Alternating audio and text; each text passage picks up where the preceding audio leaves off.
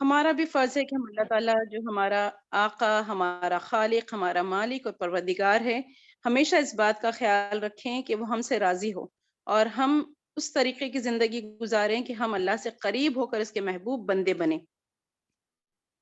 جیسا کہ آپ تمام جانتے ہیں کہ آج کے درس کا موضوع قرب الہی کے چند آسان عملی طریقے ہیں۔ میں اس موضوع کے لیے محترمہ نعیم طارق صاحبہ کو دعوت دیتی ہوں کہ اس پر روشنی ڈالیں۔ السلام علیکم ورحمۃ اللہ وبرکاتہ۔ رب اشرح لی صدری ویسر لی امری واحلل عقدۃ من لسانی یفقہوا قولی رب زدنی علما رب زدنی علما رب زدنی علما سبحان اللہ وبحمدہ عدد خلقہ ورضا نفسہ وزینۃ عرشہ ومداد کلماتہ۔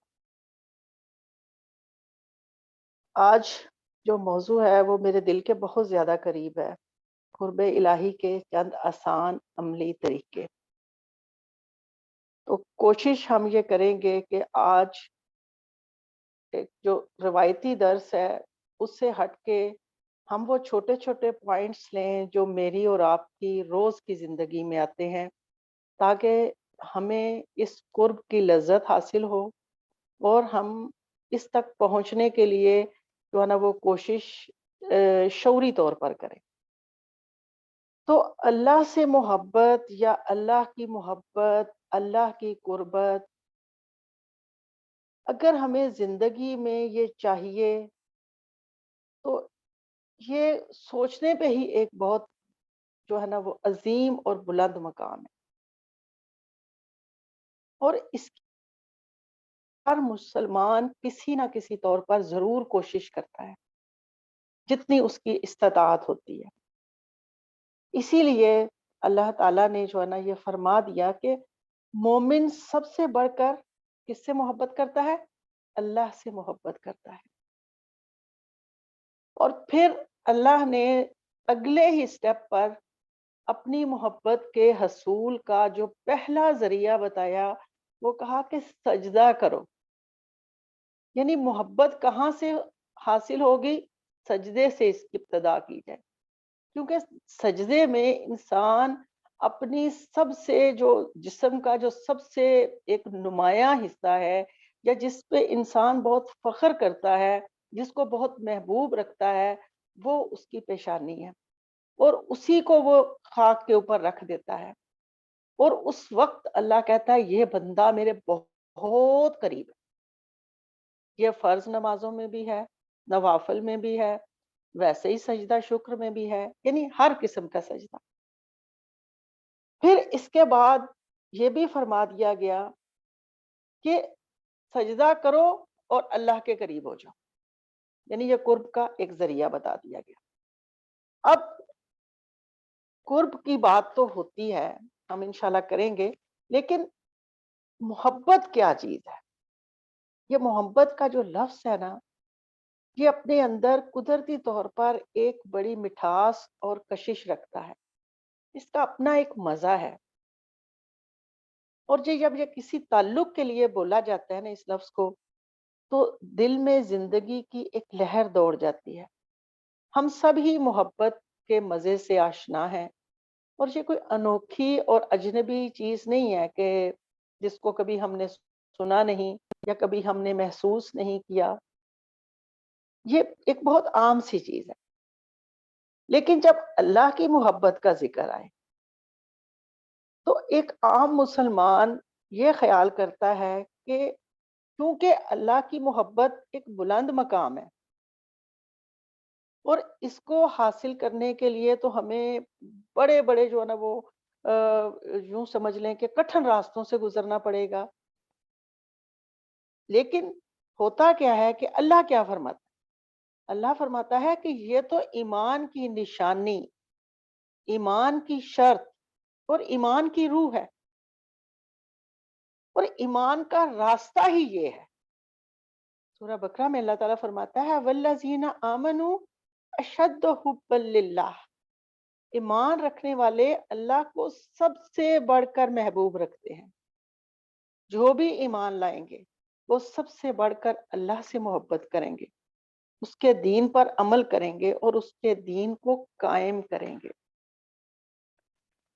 اب جب اللہ سے محبت کرنی ہے تو محبوب کون ہوا؟ اللہ۔ اور جب کسی کو محبوب بنایا جاتا ہے تو اس کی گلیوں سے گزرنے کو دل کرتا ہے، اس کے راستے میں بیٹھنے کو دل کرتا ہے، اس کے دروازے کی چوکھٹ محبوب ہو جاتی ہے کہ یہیں سے میرا محبوب جو ہے نا وہ دکھائی دے گا، گزرے گا۔ یہ دنیا کی محبتیں ہیں نا، لیکن اللہ کا بھی تو ایک دربار ہے نا، اس کی بھی تو ایک چوکھٹ ہے نا، جس کو ہم تھام کے بیٹھ جاتے ہیں۔ جب ہمیں دعا کرنی ہوتی ہے ہم بچوں کی طرح اس چوکھٹ کو تھام کے بیٹھ جائے، اللہ میرے لیے کچھ نہیں ہے اس چوکھٹ کے سوا، جو مجھے ملنا ہے یہیں سے ملنا ہے۔ تو ہم بھی تو یہی کچھ ہے نا۔ تو جب قرب الہی ہر ایک کے لیے ضروری، ہر مسلمان کو یہ چاہیے، کیونکہ اس کے بغیر تو ہمارے ایمان کی تکمیل ہی نہیں ہے۔ اور یہ بھی ضروری ہے کہ جب ایک چیز اتنی ضروری ہو، ایک مسلمان کی زندگی موت کا مسئلہ ہو، تو اس کا حصول آسان ہو، ہر ایک کے بس میں ہو، اور اس کا راستہ جو ہے نا وہ بھی مشکل نہ ہو۔ یہ اس کے لیے ضروری ہے، کیونکہ ہمارا دین آسان ہے، ہمارے دین پر عمل کرنا آسان ہے۔ اور دین پر عمل کرنے کے لیے جو ہمارے پاس ایک رول ماڈل اللہ نے دے دیا وہ حضرت محمد صلی اللہ علیہ وسلم کی ہستی ہے۔ ہم اس ہستی کے نقش قدم پر چلے بغیر قرب الہی تک پہنچ ہی نہیں سکتے۔ مجھے آپ کو کیا معلوم تھا کہ اللہ تعالیٰ تک پہنچنے کا کیا ذریعہ ہے؟ مجھے آپ کو کیا معلوم تھا کہ اللہ کن باتوں سے خفا ہوتا ہے اور کن سے خوش ہوتا ہے؟ یہ ہمیں کہیں سے پتہ چلی نا، اور ہمیں اپنے پیغمبر کے ذریعے پتہ چلی۔ تو لہٰذا ان کی زندگی کو دیکھنا، ان کے بتائے ہوئے کام کرنا، ان کے بتائے ہوئے کاموں سے رک جانا کہ جن سے اللہ ناراض ہوتا ہے، یہ سب ہمارے لیے جاننا بہت زیادہ ضروری ہے۔ پھر دیکھیں کہ قرب الہی کی جستجو اور ان اعمال کو کرتے رہنا، ان کی کوشش کرنا، ہر لمحہ جو ہے نا اسی میں سوچنا، اسی کو جو ہے نا شعوری طور پر بجا لانا، یہ سب آسان ہو جائیں گے اور کئی گنا زیادہ نتائج دیں گے اگر ہم ہر وقت اپنا فوکس اللہ کی ذات پر رکھیں۔ اور جب اللہ کی ذات پر فوکس ہوگا، جب اللہ سے محبت بار بار دہرائی جائے گی، کہ نا ہم دنیا میں بھی جس سے محبت کرتے ہیں نا، ہم اکثر محفلوں میں بھی ذکر کرتے ہیں کہ وہ فلاں میرا بچہ ہے، مجھے اس سے بہت محبت، وہ فلاں میری دوست ہے، مجھے اس سے بہت محبت۔ تو اللہ کی محبت تو اس سے بہت اوپر ہے نا۔ تو جب ہم شعوری طور پر اپنے آپ کو بار بار اس چیز کا احساس دلائیں گے تو کیا ہوگا؟ ہم اس کے لیے مزید کوشش کریں گے۔ اب آپ دیکھیں کہ جب رمضان کا مہینہ آتا ہے تو اس وقت ہماری کوششیں کس معیار کی ہوتی ہیں؟ بہت سارے لوگ ہیں جو اپنے واٹس ایپ کے گروپس سے لیفٹ کر دیتے ہیں، اگر ان کے پاس فیس بک ہے وہ اس کو بند کر دیتے ہیں۔ کیوں؟ رمضان ہے، اور رمضان میں کیا ہے کہ اللہ کا قرب حاصل کرنا نسبتاً آسان ہو جاتا ہے۔ صرف ان لوگوں کے لیے آسان ہے نا جنہوں نے اس کے لیے شعوری طور پر سوچ لیا ہے کہ مجھے رمضان کس طریقے سے گزارنا ہے، جنہوں نے بیٹھ کے اپنی پلاننگ کر لی ہے۔ اب دیکھ رہے پلاننگ رمضان کی دو طرح سے ہوتی ہے نا، ایک آپ کی کچن کی پلاننگ ہے، کچھ لوگ اسی کے گرد گھومتے رہتے ہیں، اور کچھ لوگ رمضان کو رمضان سمجھ کر گزارتے ہیں کہ مجھے اس رمضان میں میرے یہ اہداف ہیں، مجھے ان چیزوں سے اپنے نامہ اعمال کو مزید وزنی۔ پھر آپ دیکھیں کہ ہر رات میں آپ کے پاس بے شمار مواقع ہوتے ہیں جس میں آپ اللہ کا قرب حاصل کر سکتے ہیں.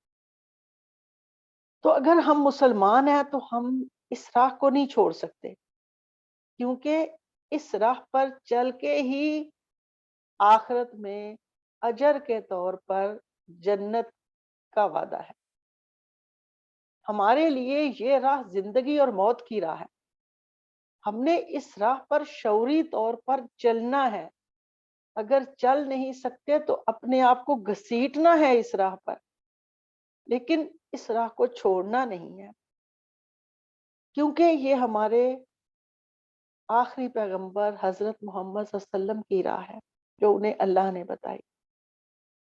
خیر کی راہ پر خود چلنا اور دوسروں کو چلانا بھی، یہ بھی ہمارے فرائض میں شامل ہے.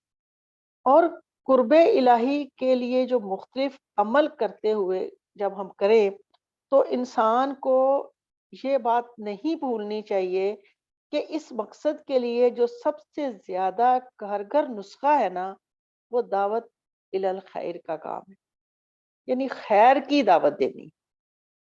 اور یہ سارا جو عمل کرنا ہے نا ہم نے، اگر ہم نے اس کو اللہ کی رضا کے حصول کے لیے کر لیا تو ہم دنیا میں بھی انشاءاللہ کامیاب ہوں گے اور آخرت میں بھی کامیاب ہوں گے.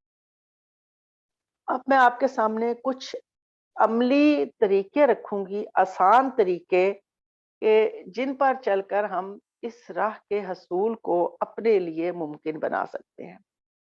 سب سے جو پہلی چیز ہے وہ فرائض کی بر وقت ادائیگی ہے. نماز کا وقت ہے، اگر بلاوا آ گیا ہے نماز کا تو اس کو ہمیں اول وقت میں احسن طریقے سے ادا کرنا ہے.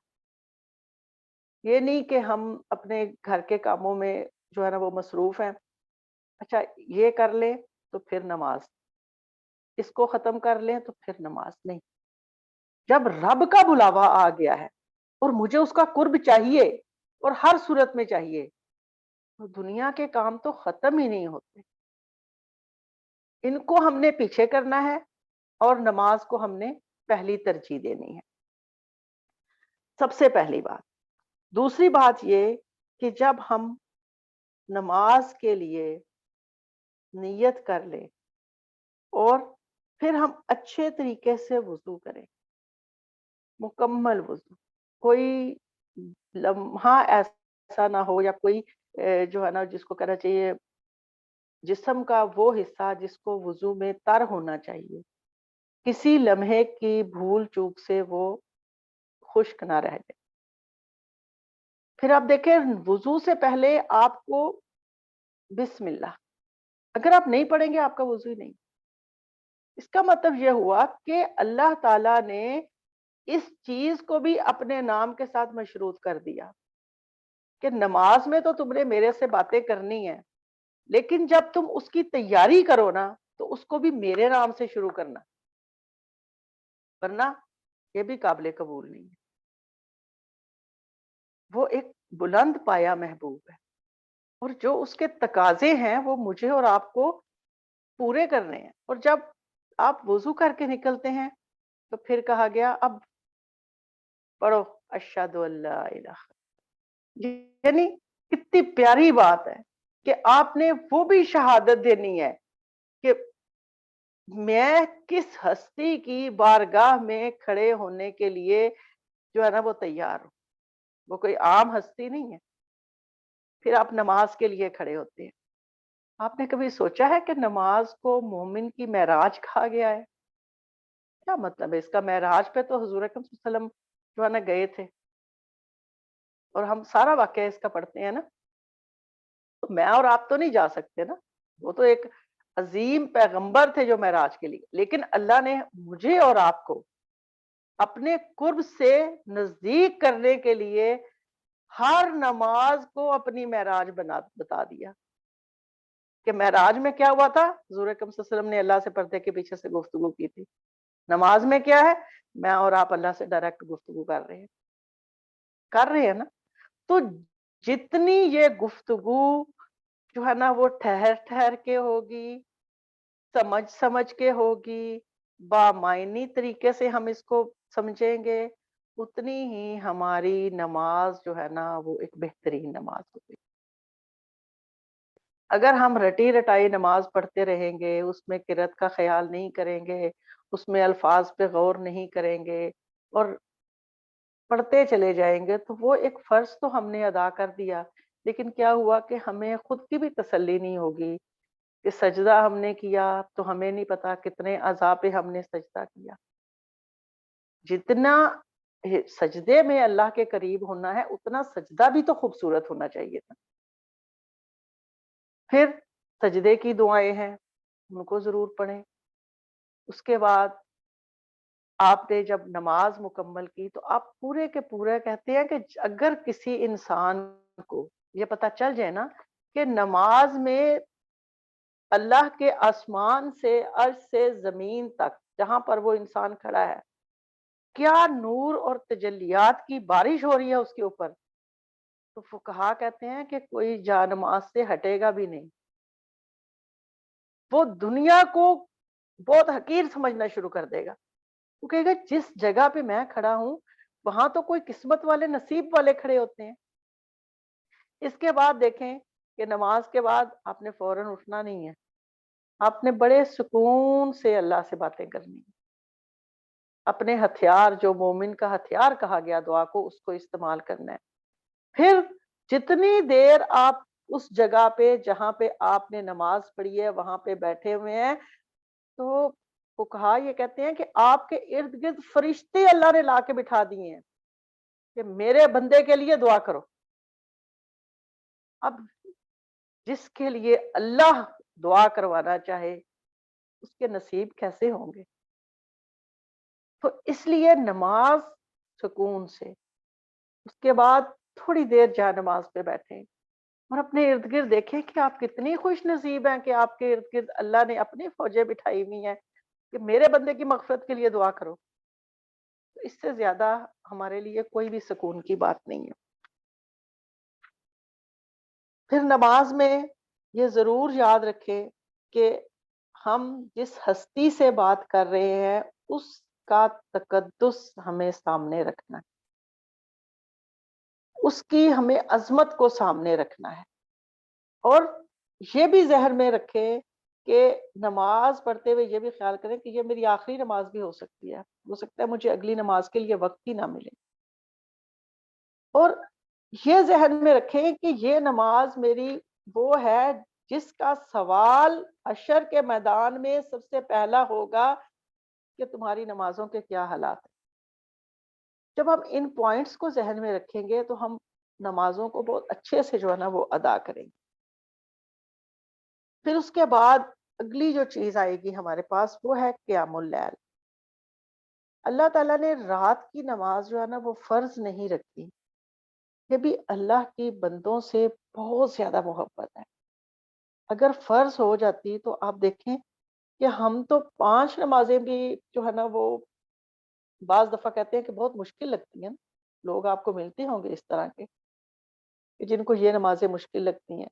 پھر خاص طور پہ آپ سردیوں میں دیکھیں، ادھر سے آپ عصر پڑھتے ہیں، تھوڑی دیر کے بعد مغرب ہے، تھوڑی دیر کے بعد عشاء ہے، یعنی اوپر نیچے نمازیں ہی نمازیں ہوتی ہیں، اور ہم اپنے گھریلو کام اس طرح جو ہے نا وہ ارینج کرتے ہیں کہ ہماری نمازوں کے لیے جو ہے نا وہ پراپر ٹائم نکلے اور وہ ڈسٹرب نہ ہو۔ تو اللہ تعالیٰ نے اپنے بندوں کے لیے رات کی نماز کو فرض نہیں کیا، کیونکہ ہر کوئی جو ہے نا اس کا متحمل نہیں ہو سکتا، یہ بہت نصیب والے لوگ ہوتے ہیں۔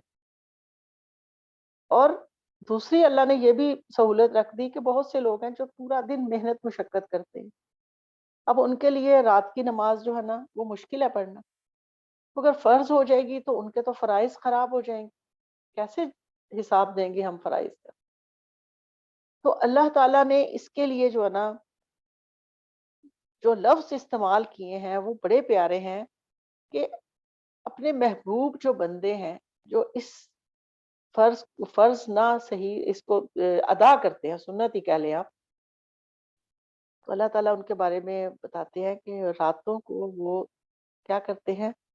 سجود کرتے ہیں، قیام کرتے ہیں، راتوں کو کم سوتے ہیں، رات کی آخری گھڑیوں میں استغفار کرتے ہیں، ان کی پیٹھیں بستروں سے الگ رہتی ہیں اور وہ اپنے رب کو خوف اور طمع کے ساتھ پکارتے ہیں۔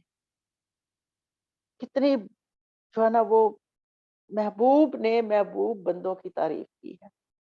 جس کے قرب کے لیے ہم تڑپ رہے ہیں، اس نے ان لوگوں کی تعریف کی ہے جو اس کے حضور میں کھڑے ہوتے ہیں۔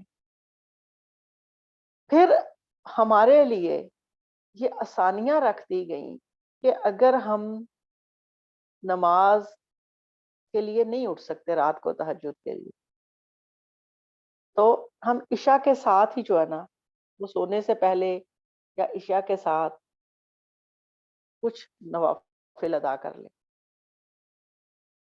اب فقہا کہتے ہیں 8 بھی کر لیں، 4 بھی کر لیں، لیکن اگر آپ کی یہ توفیق اور 8 اور 4 کی نہیں ہے تو اس کا یہ مطلب تو نہیں کہ ہم 2 اور 4 بھی چھوڑ دیں کہ جی 8 نہیں ہم سے پڑھے جاتے لہٰذا ہم 2 اور 4 بھی نہیں پڑھیں گے۔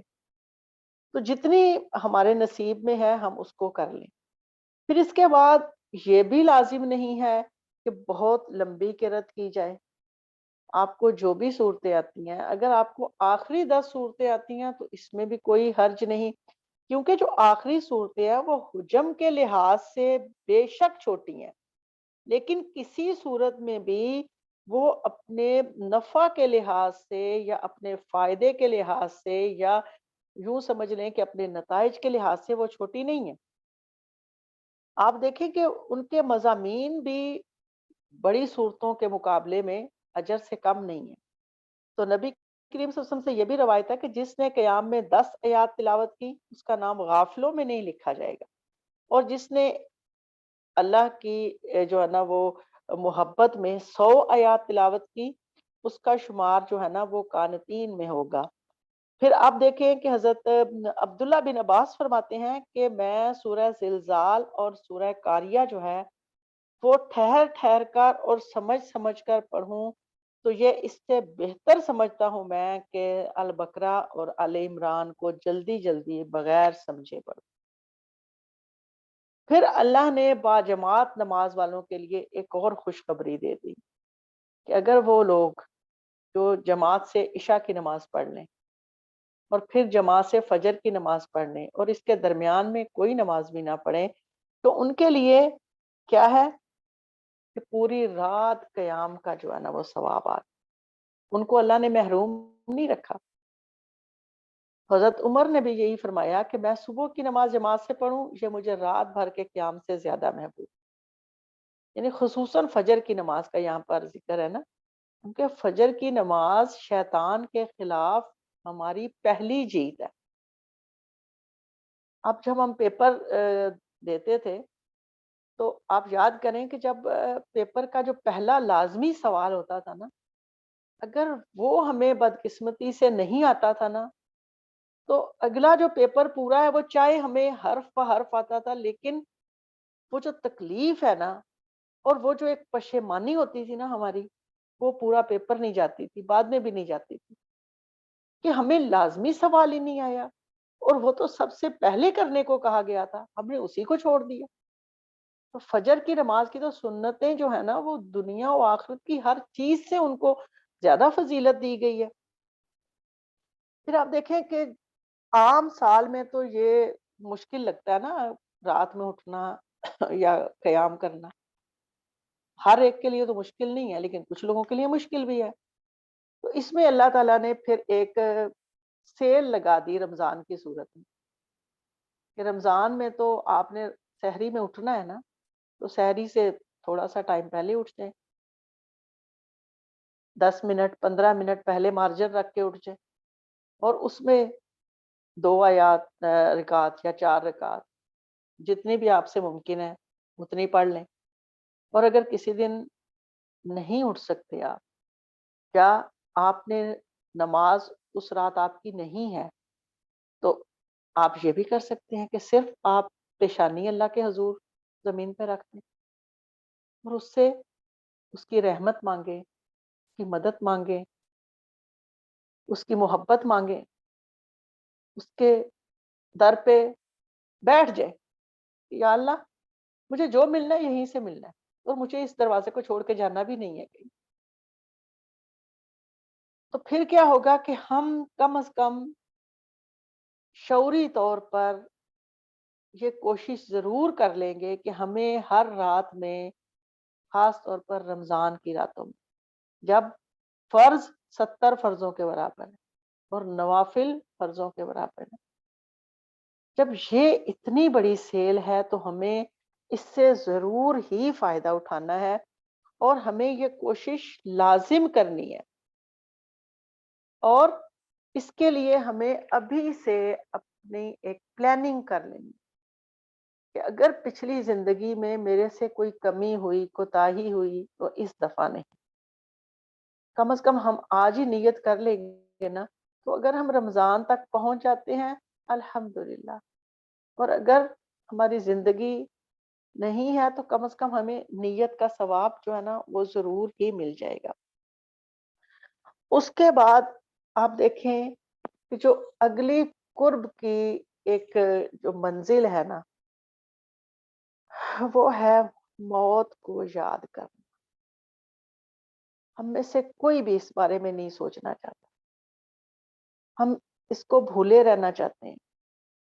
ہمارے پورے سال کی پلاننگ میں کہیں پہ بھی موت کا ذکر نہیں آتا، ہم نہیں یاد کرنا چاہتے کیونکہ ہم انسان ہیں نا، ہمیں اپنے پیاروں کو چھوڑ کے جاتے ہوئے، اس دنیا کو چھوڑ کے جاتے ہوئے بہت مشکل لگتا ہے نا، اگر ایک لمحے کے لیے سوچیں ہم، لیکن موت کو یاد کرنا اور کثرت سے کرنا یہ ضروری ہے، کیونکہ اگر موت کو یاد نہیں کریں گے تو ہمارے اعمال درست نہیں ہو سکتے۔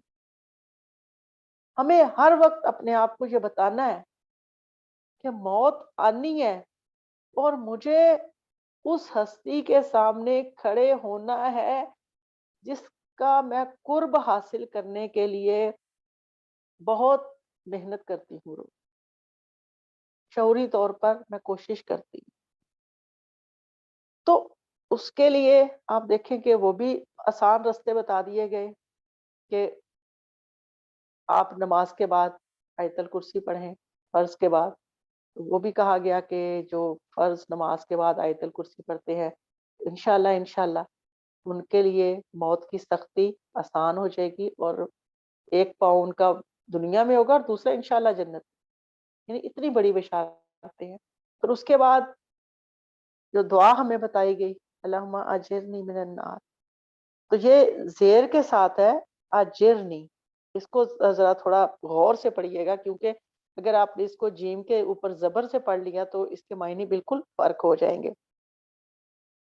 تو اس کو بھی پڑھنے کا طریقہ ہمیں بتا دیا گیا کہ صبح و شام جو ہے نا جب ہم اس کو پڑھیں تو ہم پہلی دفعہ یاد کریں کہ اگر ہم نے موت آ گئی ہے، اس کا وقت آ گیا ہے، جان حلق تک پہنچ گئی ہے، پنڈلی سے پنڈلی جڑ گئی ہے، آنکھیں ٹھہر گئی ہیں، وہ وقت یاد کریں کہ جو دنیا اور اس کی ہر چیز کو چھوڑ کر جانے والا آ گیا، جب ہر رشتہ یہیں پہ رہ جانا ہے، ہر مال یہیں پہ رہ جانا ہے۔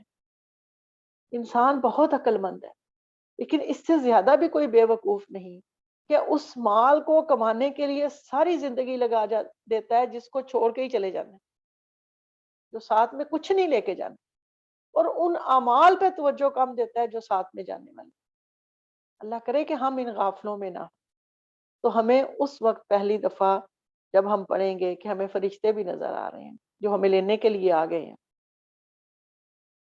تو پہلی بار ہم پڑھ لیں اللہم اجرنی من النار، دوسری دفعہ قبر کا مرحلہ یاد کریں، تیسری دفعہ وہ مرحلہ یاد کریں جب قبر سے نکالا جائے گا، آجو باہر، میدان سج گیا ہے، آج کسی کے ساتھ ظلم نہیں ہوگا۔ دنیا میں تو دیکھیں بہت جگہوں پر آپ کو مظلوم نظر آئیں گے، ظالم کے ہاتھ لمبے تھے، اس نے پورے کا پورا جو ہے نا وہ سسٹم ہی خرید لیا، اور پورے کی پوری کورٹ کچہریاں خرید لی، اور مظلوم بیچارہ، اس کی کوئی نہیں سننے والا. لیکن وہاں تو ایسا نہیں، وہاں تو لوگ بولیں گے ہی نہیں، وہاں تو آواز ہی نہیں آئے گی. جب وہ مرحلہ یاد کریں تو تیسری دفعہ پڑھیں اللہم اجرنی من النار.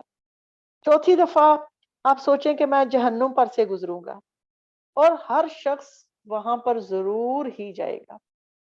تو نبی کریم صلی اللہ علیہ وسلم نے فرمایا کہ بعض لوگ ہوا کی رفتار سے گزر جائیں گے، بعض لڑکھڑاتے ہوئے گزریں گے، بعض اندر ہی گر جائیں گے. تو اس وقت سواری کیا ہے؟ اعمال، نیک اعمال سواری ہوگی. کوئی سواری نہیں دنیا کی. ہم بہت اچھی اچھی گاڑیوں میں گھومتے ہیں، یہ ہمارے ساتھ نہیں جانے والی. اعمال سواری ہے. تو اس وقت اس کو پڑھیں.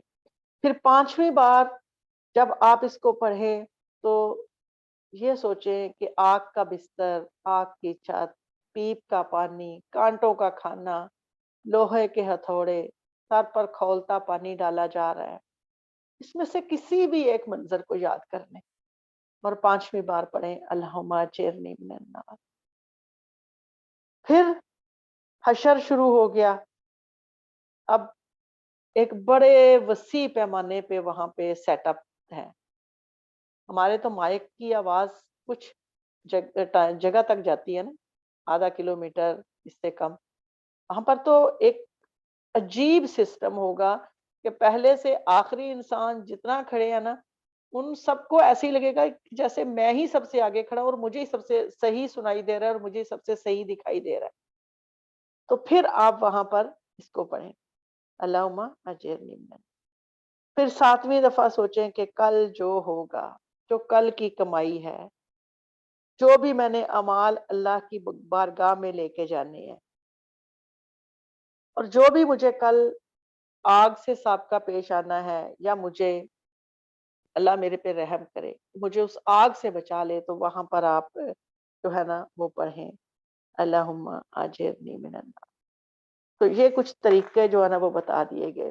اس کے بعد جو اگلی ہماری جو ہے نا وہ بات ہوگی، وہ ہوگی قرآن کے بارے میں، کہ ہم نے نماز بھی کر لی، تہجد بھی ہو گئی، اللہ کا جو ہے نا وہ موت کو بھی یاد کر لیا.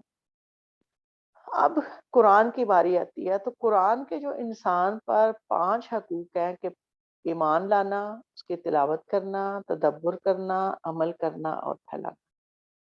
سب سے پہلے تو ان پہ غور کریں کہ ہم مسلمان ہیں، ہم ایمان لاتے ہیں، لیکن ہمارا ایمان کون سے درجے پہ موجود ہے.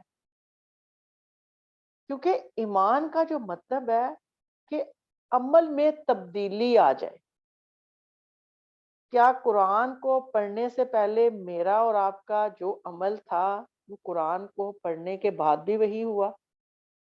جو اللہ نے میرے لیے ہدایات اتاری، کیا میں نے ان کو مشکل سمجھ کے چھوڑ دیا، یا میں نے ان پہ یہ جو ہے نا وہ فتویٰ جاری کیا کہ دنیا میں رہتے ہوئے تو یہ کام نہیں میرے سے ہو سکتا، یہ اب دنیا ساری کر رہی ہے تو میں اس کو کیسے چھوڑ دوں؟ تو مجھے ایمان کی جانچ کرنی.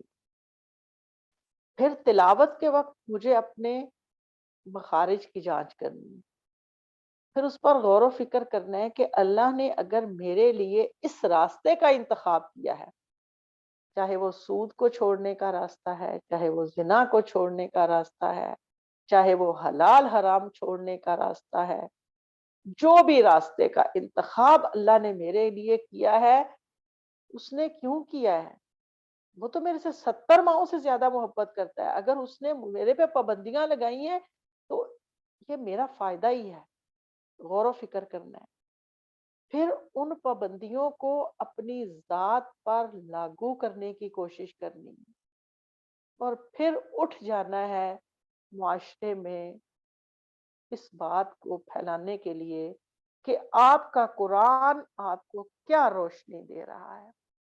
اس روشنی کو اپنے تک نہیں رکھنا، اس روشنی کو آگے لے کے جانا ہے، اس روشنی کو پھیلانا ہے آپ کو، اور اس سے آپ کو عالم کو روشن کرنا ہے. یہ نہیں کہ یہ روشنی تو میری ہے تو میرے تک رہے. قرآن پہ اگر ہم عمل کر لیں گے، اگر ہم اس کو سمجھ کے پڑھ لیں گے، وہ میری اور آپ کی زبان نہیں ہے، لیکن کیا اللہ کو معلوم نہیں تھا کہ ایک وقت وہ بھی آئے گا کہ یہ دین اس عرب کی زمین سے نکل کے تو غیر عرب کے پاس جائے گا، اور ان کو تو اس قرآن کی سمجھ ہی نہیں آئے گی، تو کیسے کریں گے وہ؟ تو اللہ نے تو اس کے لیے انتظام کر دیا نا، آپ کے پاس ہر زبان میں قرآن کا ترجمہ موجود ہے، اور ہم سب اس سے فائدہ اٹھا سکتے ہیں۔ تو ڈیلی کی روٹین میں رکھیں کہ آپ کو کچھ آیات کو ترجمے اور تفسیر کے ساتھ پڑھنا ہے۔ اگر آپ نہ پڑھ پائیں تو اپنے اوپر خود سے کوئی پابندی لگائیں کہ اگر میں نے آج یہ کام نہیں کیا نا دین کو سمجھنے والا، تو آج میں نے اپنی دنیا کی زندگی کا یہ کام نہیں کرنا۔ جب ہم اپنے ساتھ اس طرح کی بارگیننگ کریں گے نا، تو پھر ہمیں پتا چلے گا کہ ہم نے یہ کام کرنا ہی کرنا ہے، کیونکہ اس سے پھر ہمارے گھر کے سیٹ اپ کو بھی تھوڑا سا جو ہے نا وہ جھٹکا لگے گا۔ تو ہم کبھی بھی نہیں چاہیں گے کہ ہمارے جو ہے نا وہ گھریلو سیٹ اپ کو کوئی جھٹکا لگے، تو ہم پھر وہ کام سب سے پہلی ترجیح میں رکھیں گے، اور اس کے لیے آپ وہ وقت مقرر کریں جب آپ ذہنی طور پر بالکل فارغ ہو۔ نکالیں گے ہم وہ وقت انشاءاللہ قرآن کو سمجھنے کے لیے۔ پھر اس کے بعد جس نیکی سے آپ اللہ کا قرب حاصل کر سکتے ہیں وہ استغفار کی کثرت ہے۔ اللہ نے استغفار کو گناہوں کے زہر کا تریاق بتایا ہے، اور استغفار کے معنی ہے اللہ سے مغفرت مانگنا۔ ہر بد سے بدتر گناہ جو حقوق اللہ سے متعلق ہو توبہ اور استغفار سے معاف ہو جاتا ہے۔ لہٰذا جب بھی کوئی صغیرہ یا کبیرہ گناہ سرزد ہو جائے، فوراً پلٹیں، اپنے آپ کو اس گناہ کے دلدل میں اگلا قدم نہ اٹھانے، فوراً اللہ کے حضور جھک جائیں، اس سے معافی تلافی کریں۔ آپ اپنے نفس پر عبادت کا بوجھ ڈال دیں، مجھ سے یہ غلطی ہوئی ہے، اب میں نے اتنے نوافل پڑھنے ہیں، مجھ سے یہ کوتاہی ہوئی ہے، میں بیٹھ کے اتنا قرآن پڑھوں گی۔ جب ہم اس طرح اپنے نفس کو جو ہے نا وہ مصروف کریں گے نا، تو نفس خود آپ کو ان رستوں پہ نہیں جانے دے گا جس سے اس کو مشکل بعد میں ہوگی۔ تو اللہ تعالیٰ ہمارے لیے اس کو جو ہے نا وہ آسان کر دیں گے۔ استغفار آپ ہر زبان میں کر سکتے ہیں، یعنی آپ اللہ سے جب باتیں کر رہے ہیں تو اس کے لیے آپ کو عربی آنا ضروری نہیں ہے کہ مجھے عربی نہیں آتی تو میں اللہ سے اپنے پنجابی میں یا اپنے اردو میں تو اس سے گناہوں سے توبہ مانگ ہی نہیں سکتی۔ آپ ہر زبان میں اس سے استغفار کر سکتے ہیں۔ پھر سید الاستغفار آپ دیکھیں کوئی اتنا مشکل نہیں ہے، اور اس کی کتنی عظیم بشارت ہے نا کہ اگر آپ نے اس کو ایک دفعہ خلوص کے ساتھ صبح پڑھ لیا تو شام تک اگر اس دنیا میں نہ رہے تو سیدھا جنت، اور اگر ایک دفعہ شام کو خلوص سے پڑھ لیا، یقین کے ساتھ پڑھ لیا، تو زندہ نہ رہے تو صبح تک تو جنت۔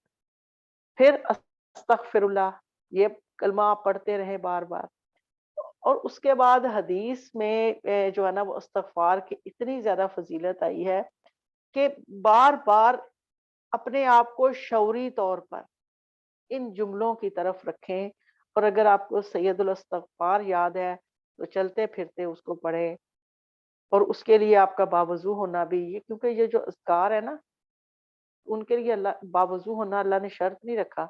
ہاں یہ ہے کہ کبھی آپ باوضو ہو کے قبلہ رخ ہو کے بیٹھ جائیں، اس میں بھی بہت بڑی فضیلت ہے۔ لیکن اگر آپ گھر کے کاموں میں مصروف ہیں اور آپ کو کچھ چیزیں یاد نہیں رہ رہی، تو جیسے ہم لوگ کرتے تھے شروع میں کہ ہم پوسٹر بنایا کرتے تھے، اور جگہ جگہ پہ یا خاص طور پہ اس جگہ پہ جہاں پہ ہمارا زیادہ وقت ہے کچن میں یا ادھر، ہم وہاں پہ ان کو لگا دیا کرتے تھے۔ تو پھر جب جب نظر پڑتی تھی نا تو انسان بہت سارے فضول خیالات سے واپس جو ہے نا وہ ان کی طرف آ جاتا ہے۔ پھر اللہ تعالیٰ کا ذکر، جس سے اللہ کا قرب بہت زیادہ آسان ہو جاتا ہے، کہ اللہ کا ذکر ایک ایسی لذیذ اور آسان عبادت ہے کہ انسان اسے معمولی سی توجہ سے ہر وقت انجام دے سکتا ہے، اور اس کے فضائل اور فوائد بے شمار ہیں۔ اللہ تعالیٰ قرآن مجید میں جا بجا اپنا ذکر کرنے کی تلقین کرتا ہے، اور اللہ فرماتا ہے یا ایھا الذین آمنوا اذکروا اللہ ذکرا کثیرا، اے ایمان والو اللہ تعالیٰ کا کثرت سے ذکر کرو۔ پھر یہ بھی بتا دیا گیا کہ ذکر سے ہوتا کیا ہے۔ اب اس میں ایک صاحب کی بڑی اچھی جو ہے نا وہ بات آئی کہ وہ ایک صحابی تھے، وہ حضور اکرم صلی اللہ علیہ وسلم کے پاس آئے اور ان سے پوچھا، سوال کیا کہ اللہ تعالیٰ کے نزدیک سب سے افضل اور قیامت کے دن سب سے بلند رتبہ عبادت کون سی ہے؟ آپ صلی اللہ علیہ وسلم نے فرمایا اللہ کا ذکر۔ پھر ایک اور صحابی آئے تو انہوں نے حضور اکرم صلی اللہ علیہ وسلم سے نیکیوں کی قسمیں تو انہوں نے کہا بہت ہے، اور میرے اندر اتنی استطاعت نہیں ہے کہ میں ان سب کو کر سکوں، لہٰذا مجھے ایسی چیز بتا دیجیے جسے میں گرہ سے باندھ دوں، اور زیادہ باتیں نہ بتائیے گا کیونکہ میں بھول جاؤں گا۔ آن صلی اللہ علیہ وسلم نے اس کو جو جواب دیا کہ تمہاری زبان اللہ تعالیٰ کے ذکر سے تر رہے، یعنی کچھ نہ کچھ بولتے رہے، سبحان اللہ، الحمدللہ، اللہ اکبر، لا حول ولا قوت الا باللہ، کچھ نہ کچھ آپ کی زبان پر ہونا چاہیے، اور اسی سے جو ہے نا وہ ہماری زندگی میں بہت سکون آ جائے گا۔ حضرت ابو موسیٰ اشعری سے روایت ہے کہ آپ صلی اللہ علیہ وسلم نے فرمایا جس گھر میں اللہ کا ذکر کیا جائے اور جس گھر میں ذکر نہ کیا جائے اس کی مثال زندہ اور مردہ کی سی ہے۔ اسی طرح جو صبح و شام کے اذکار ہیں ان کی بہت پابندی کی جائے، کیونکہ جو صبح و شام کے اذکار ہے نا وہ حفاظت کا ذریعہ ہونے کے ساتھ ساتھ تجدید ایمان کا بھی سبب بنتے ہیں، اور ان کو چھوڑنا ایسے ہے جیسے کوئی میدان جنگ میں بغیر ہتھیار اور حفاظتی لباس کے کود جائے۔ اس لیے اپنی مصروفیات میں سے وقت نکالیں اور ان مخصوص جو صبح و شام کے اذکار ہیں ان کو پڑھنا جو ہے نا وہ بالکل نہ بھولیں۔ پھر اسی طرح جب آپ مجلس سے اٹھیں تو کفارہ مجلس پڑھیں، اس سے جو ہے نا وہ کوتاہیوں کی معافی ہو جاتی ہے۔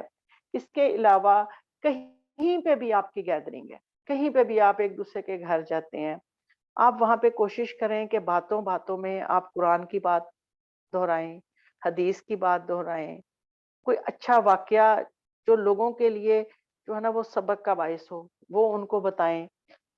تو کیا ہوگا کہ محفل کا رنگ جو ہے نا وہ اللہ کا رنگ ہو جائے گا، وہ محفل اللہ کی محفل بن جائے گی۔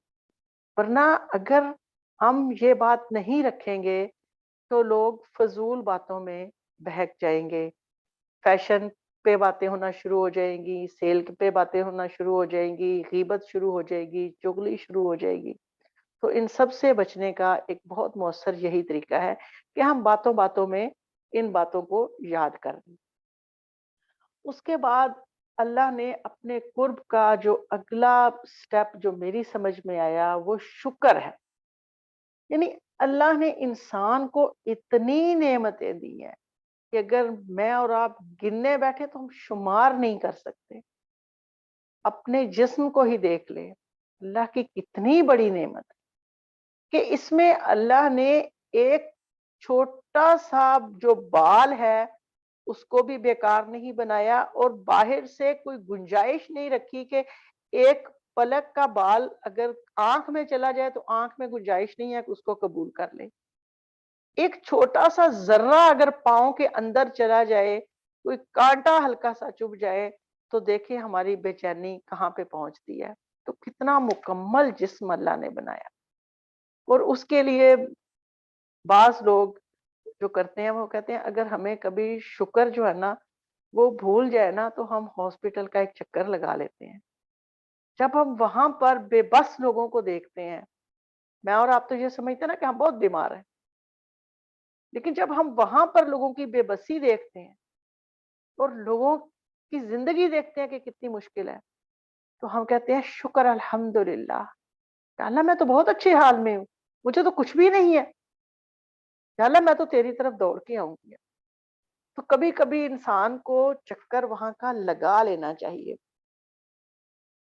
پھر دیکھیں کہ اللہ تعالیٰ کیا فرماتا ہے کہ تم میرا ذکر کرو میں تمہارا ذکر کروں۔ اور تم میرا شکر ادا کرو اور میری ناشکری نہ کرو. پھر دوسری جگہ پر اللہ تعالیٰ یہ فرماتا ہے کہ ہم شکر کرنے والوں کو اچھا صلہ دیں گے. اور شکر گزار جو بندہ ہے وہ اللہ کو بہت محبوب ہے، اور ناشکرا بندہ اللہ کو اتنا ہی زیادہ ناپسند ہے، کیونکہ وہ اللہ کی نعمتوں کو سمجھ ہی نہیں پاتا. اگر ایک نعمت اللہ نے اس سے لے لی ہے تو جو درجنوں اللہ نے اس کو دی ہوئی ہے وہ ساروں کو اٹھا کے ایک سائڈ پہ رکھ کے اس ایک نعمت کے پیچھے رونا دھونا مچا دیتا ہے کہ یہ اللہ نے میرے ساتھ کیا کر دی، اور اس کو وہ جو باقی نعمتیں ہیں ان کی قدر ہی وہ معلوم نہیں کر سکتا.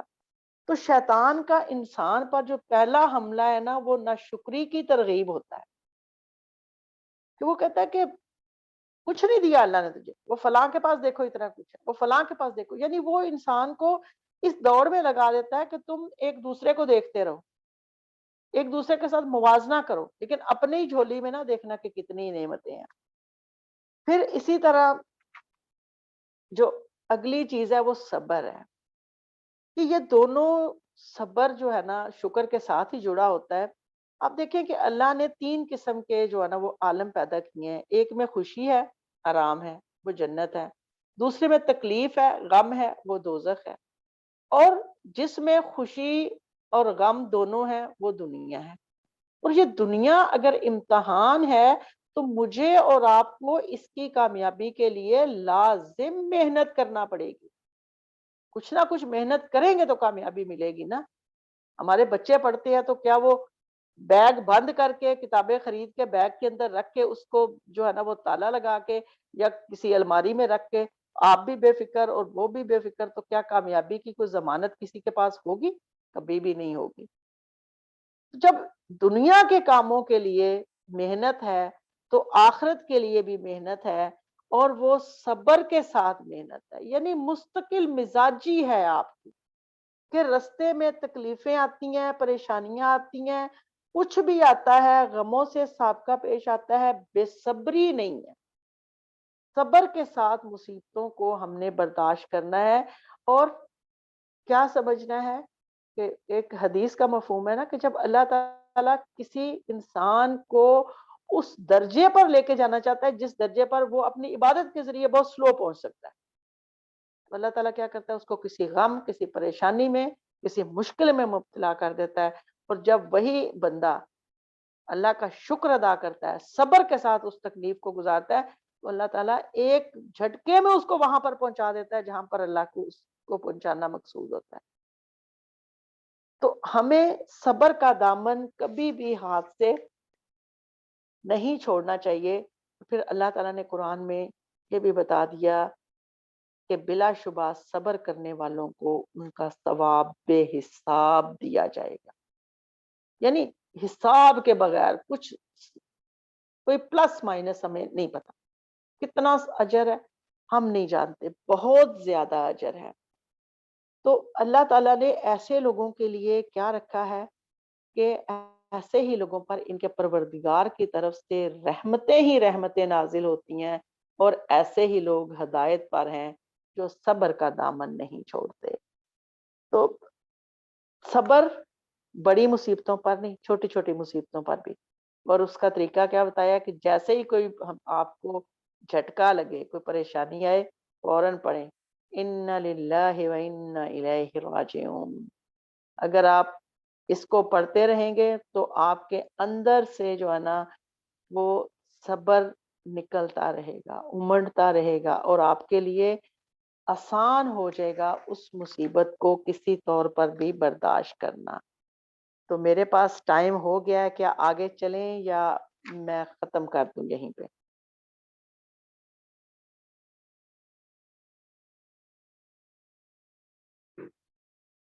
جی جی کیا جی کہا آپ نے؟ ٹائم جی مجھے سمجھ نہیں آئی آپ نے کیا کہا ہے.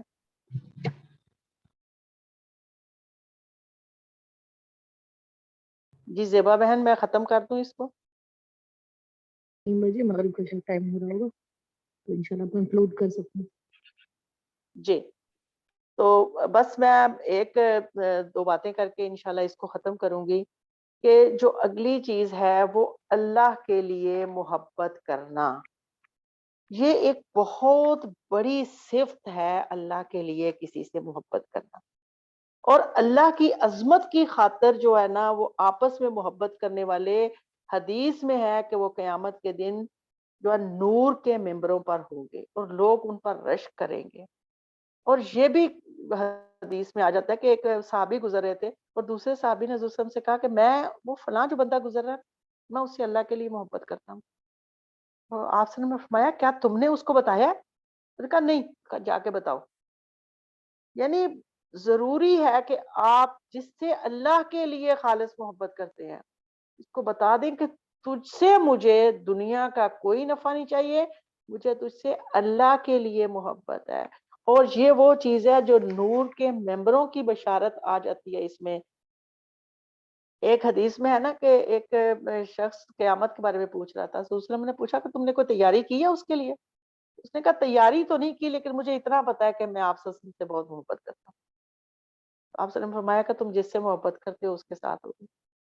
تو ہمیں اپنی محبت کے معیار پرکھتے رہنا ہے، دیکھتے رہنا ہے اور ہمیں جائزہ لیتے رہنا ہے. تو اللہ تعالیٰ ہمیں ان ساری باتوں پر عمل کی توفیق عطا فرمائے.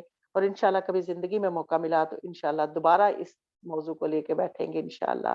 وآخر دعوانا ان الحمدللہ رب العالمین. جزاک اللہ خیرن کثیرن. محترمہ نعیم طارق صاحبہ، اللہ رب العالمین کا لاکھ لاکھ شکر ہے. الحمدللہ. پیاری بہنوں، علم اور عمل کے بعد ضروری ہے کہ جس نعمت سے اللہ تعالیٰ نے ہمیں نوازا ہے اس کی طرف دعوت دیں، یعنی جو علم کی روشنی آج ہمیں ملی ہے وہ دوسروں تک پہنچائے. اللہ تعالیٰ آج جو ابھی ہم نے سنا اس درس میں، اللہ سے محبت، اللہ کی قربت کے جو آسان طریقے، اللہ تعالیٰ ہمیں عمل کی توفیق عطا فرمائے. اور اللہ کا ذکر کرنے والے، اللہ سے قرب کی جو ذریعے شکر و صبر ہے اس پر عمل کی توفیق عطا فرمائے. اللہ تعالیٰ ہماری نمازوں کی حفاظت کرنے والا ہمیں بنا، خوش و خضوع کے ساتھ ادا کرنے والا بنا. اے ہمارے پیدا کرنے والے، ہمیں پالنے والے، اے ہمارے رب ہماری مدد فرما.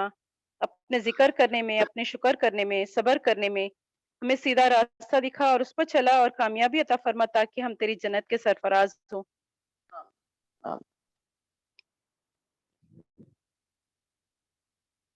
جزاک اللہ خیرن کثیرن. سبحانک جزاک اللہ. اللہم و بحمدک نشہد ان لا الہ الا انت نستغفرک و نتوب الیک. السلام علیکم ورحمۃ اللہ وبرکاتہ. وعلیکم السلام ورحمۃ اللہ.